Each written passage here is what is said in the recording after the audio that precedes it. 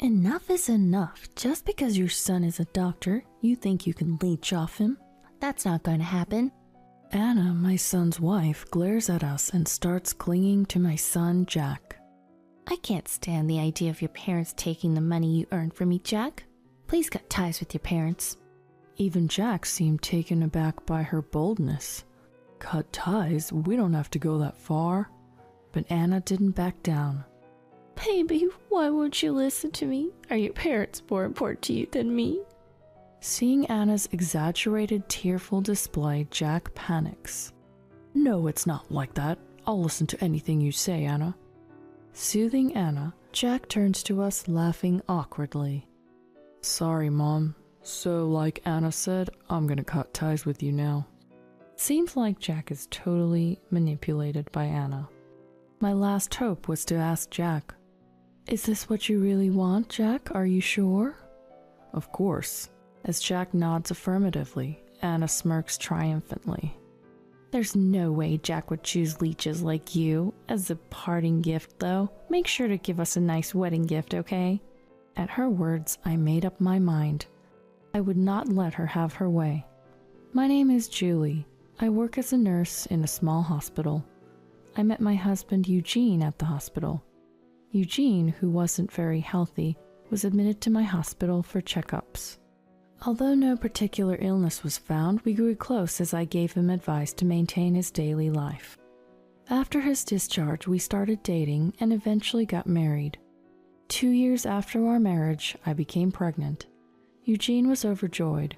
He respected my desire to continue working after having our child and was eager to help with child rearing. My parents also loved their grandchild. With the support of Eugene and my parents, I was able to balance my nursing job and raising our son, Jack. Our family of 3 led a peaceful life. When Jack was in his junior year of high school, he made a big decision. Mom, Dad, I've decided to go to med school. I want to become a doctor. As someone in the medical field myself, I was very glad when Jack found his passion in medicine, and I wholeheartedly supported him. Jack studied hard and managed to get accepted into med school straight from college. When we broke the news to his grandparents, they were overjoyed as well. However, another turning point was about to come in our household. Eugene decided to take an early retirement from his company. His frail health had always been a problem, and there were many days he couldn't go to work due to sickness. Taking advantage of an early retirement program seemed like the best choice for Eugene, who decided to retire at 55. Our life, with me continuing to work as a nurse and Eugene doing housework at home, went surprisingly smoothly. Jack finished his 4 years at college and was assigned to the university hospital for his residency. Upon hearing the name of the hospital, I was surprised. Isn't it great? It's the biggest hospital anyone was assigned to out of all my classmates. With Jack boasting so proudly, I felt the need to remind him. Jack, what's important is what you do, not where you are. But it seemed like my words were just mere nagging to the elated Jack. I know that. Can't you, a nurse who can only assist doctors like us, just keep quiet? Jack then completed his residency and decided to work at the university hospital as an internist. Since then, he started going out drinking on his days off and often came home late. It seemed like he was partying with women who were drawn to his title as a doctor at the prestigious university hospital. He always came home reeking of perfume. After about a year of this lifestyle, one day, Jack introduced us to a woman he wanted us to meet. Hello, soon-to-be father-in-law, mother-in-law. The woman who introduced herself as Anna greeted us without hesitation. Anna, how did you get to know Jack? When I asked, Anna answered openly. I met Jack at a social gathering back in college. I didn't think much of him then, but I reconnected with him after hearing he became a doctor at the university hospital. I see. Anna didn't even try to hide the fact that she was more attracted to the title of a doctor than to Jack himself. Meanwhile, Jack, completely oblivious to this, was grinning at Anna. I was surprised when Anna suddenly contacted me. She was the most popular girl in our circle, and now she's saying she wants to marry me, ha ha. As we sat around the table with Anna, the conversation turned to Eugene. You're a nurse, aren't you? Soon-to-be mother-in-law? I heard you met your husband at the hospital, but was he a doctor too? My husband, Eugene, graciously answered Anna's question. No, I'm just a regular office worker, although I did take an early retirement, so I'm not working now. You're not working? So you're unemployed? Anna's eyebrows furrowed at this revelation. I don't think you call someone that retired early quite simply unemployed. Eugene tried to laugh it off, but Anna's demeanor suddenly shifted. If you're jobless, it's the same thing. What? Eugene was taken aback by Anna's sudden condescension, but she continued with a scoff. It's really inconvenient for me to have a mother who's just a nurse and doesn't make much money, along with an unemployed father. What do you mean inconvenient? Don't you think it's inappropriate to talk like that to us, your soon-to-be in-laws? I blamed Anna, but she showed no sign of remorse. Don't get cocky just because your son is a promising future doctor. She sighed heavily and then looked straight at us. Please don't come to our wedding. What do you mean?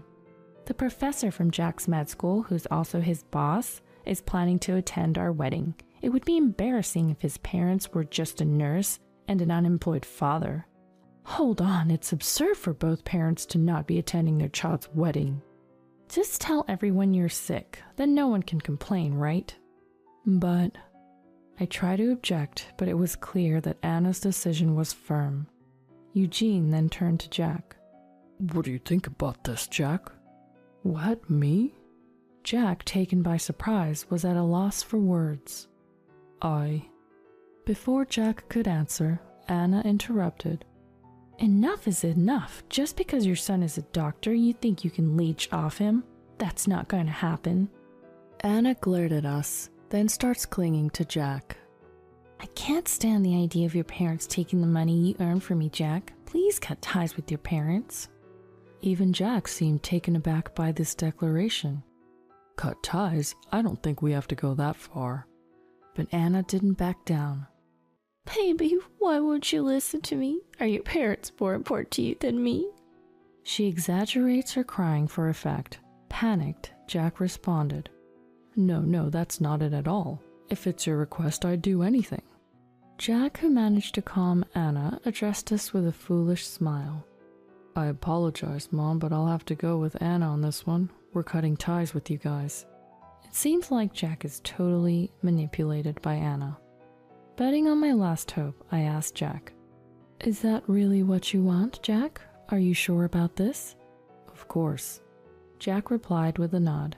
Anna, looking triumphantly, retorted, There's no way Jack would choose leeches like you. As a parting gift, though, make sure to give us a nice wedding gift, okay? Days later, an invitation for their wedding arrived at our home, with the regretfully declined box already checked. The invitation even had a section saying, Please send your gift cards to the following address. As I was flabbergasted, our home phone rang. It was my father. Julie, we just received an invitation to Jack's wedding, but the regretfully declined box is already checked. It also has an address suggesting us to send gift cards to. What on earth is going on? It appears that Jack and Anna sent the same invitation to my parents as well. Seeing Anna and Jack trying to abandon not only their real parents, but also his grandparents, who loved Jack dearly, I felt a surge of anger. I absolutely won't let things go Anna's way. I told my father about the time Anna came to our house. They're saying they want to cut ties with me. It seems they don't want me at their wedding. Hearing my story, my father was bewildered, but I asked, Dad, I have a request. On the day of the wedding, can you go with me to Jack's ceremony venue? But Jack doesn't want us there, right? I don't intend to attend the ceremony. Apparently a professor from the university hospital, who is also Jack's boss, will be there. I'd like you to tell him about what's happening when you see him at the venue. I see. Okay. If Jack has cut ties with you guys, it's essentially the same as cutting ties with his grandparents as well. My father, who had figured out my plan, willingly agreed to go to the venue with me. In addition to that, I did my best to verify Anna's reputation before the wedding day. The day of the wedding arrived. When my father and I arrived at the venue, Anna and Jack were surrounded by their invited colleagues who were all doctors. "I heard your parents are unwell. What a shame, it's your wedding." "Well, it is what it is," Jack answered with an awkward smile. A professor approached Jack, also posing the same question. "Why isn't your grandfather here? Surely he wasn't left out of the invite list, right?" "Thank you for your concern about my grandfather. I haven't seen him in years, so it's no big deal. He might even be getting a bit forgetful by now." Unaware of the professor's puzzled expression, Jack remained nonchalant. My father, who had been watching from the sidelines next to me, could no longer contain his frustration and walked over to Jack and his group from behind a pillar. "Who did you say is forgetful?" At the sound of my father's assertive voice, Jack and Anna turned around. "Who is this old man?" Beside a puzzled Anna, Jack's eyes went wide. "Grandpa, what are you doing here?" Then, spotting me beside my father, he became furious. "And Mom, too? I told you not to come since we've already got ties."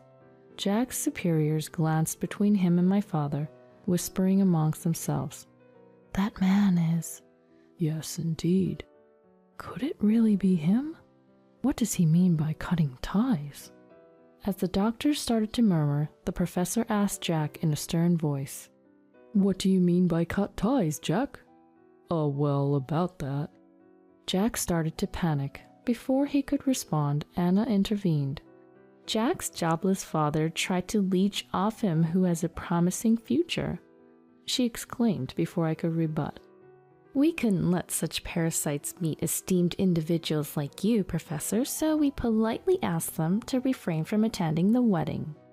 With a look of disdain, Anna continued while glancing at my father and me. "I can't believe they actually showed up at the venue. Bringing along a shabby old man like him, did they think they would earn everyone's sympathy? Regardless of the number, parasites are nothing but a nuisance." At the word parasite, Jack's bosses urgently start speaking to Anna. "Well, what are you saying, miss?" "What am I saying? It's the truth, isn't it? Jack agreed that his family shouldn't be invited to the wedding, right, Jack?" "Yeah, Anna's right. If you think being blood-related means you get away with anything, you're dead wrong. Even if you're family, I won't let them harm my bright future and career." At Jack's confident declaration, the doctors turned pale. "Jack, you really don't know, do you?" "What don't I know?" At Jack's surprised look, his boss doctors simultaneously disclose. "Your grandfather standing there is the former deputy director of our hospital." "What? There's no way, right, Mom?" Jack, looking worried, turns to me. I tell him the truth. "It's true. Dad was the deputy director of your university hospital." "No way, you never mentioned it." Jack looks intently at my father, and my father tells him, "I was asked to keep it from you by Julie because we didn't want to put unnecessary pressure on you." "Pressure?" I explained to Jack. "When I became a nurse, my father was already a respected doctor in the hospital. Being the daughter of such a capable man was pressure to me. I didn't want you to feel the same." "So you kept it from us?" The professor turns to Jack with a stern look. "Your grandfather is my mentor. Calling my dear mentor a parasite is extremely offensive. And the fact that you don't even appreciate your parents and family who've supported you this far, I'm disappointed in you." Under the cold gaze of the professors, Anna rushes to cling to my father and me. We really did want to invite my in-laws. Since you're here, please attend the ceremony." I'm just amazed at Anna's quick change of attitude. I firmly tell Anna, "I decline. The only reason we came here today was to make it clear to the guests why we couldn't attend the wedding. We have no intention of attending the ceremony." "But we're a family. Don't you care about Jack?" "Family? Weren't you the one who said you wanted to cut ties with us? We're not a family or anything. We're strangers." My father backs me up. When my daughter cuts ties, that means I lose my connection as a grandfather too. It seems my daughter has had her say, so we have no more business here. Mom, Grandpa, please wait for me, Jack weakly muttered. The professor, as if to add insult to injury, said, Being a doctor involves facing and working with people. If you can't respect your family and elders, you're not fit to be a doctor. It seems you'd better grow as a person in a local hospital, not in our university hospital. You mean... Get yourself transferred to a hospital in our rural network. You mean I'm being sent to the countryside?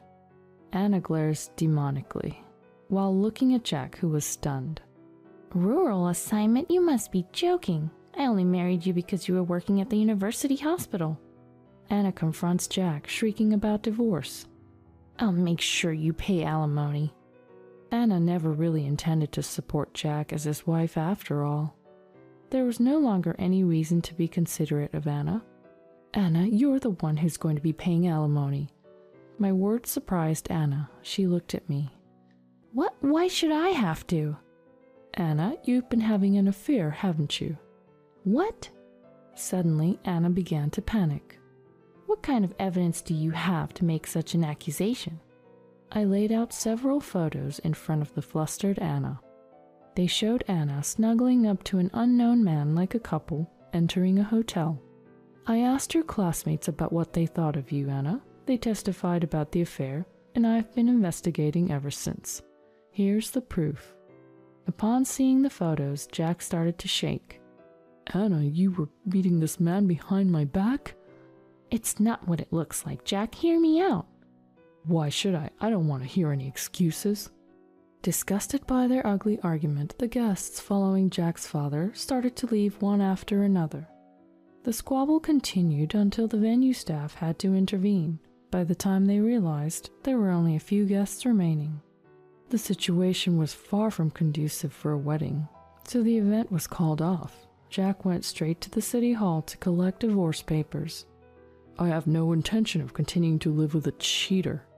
No way, without your prestigious university hospital title, you're nothing appealing to me at all. Both stubborn and resentful, the two swiftly went through with their divorce. Subsequently, Jack received an official resignation notice from the hospital and was transferred to a hospital in the country. Working alone in the countryside, Jack seemed to be realizing his own immaturity as a doctor. Anna, on the other hand, had to pay alimony to Jack because the evidence of her affair which I presented became the deciding factor. After distributing her assets during the divorce and using her savings to pay the alimony, Anna, seemingly unrepentant, was spotted lurking around the university hospital, desperately trying to charm young single doctors.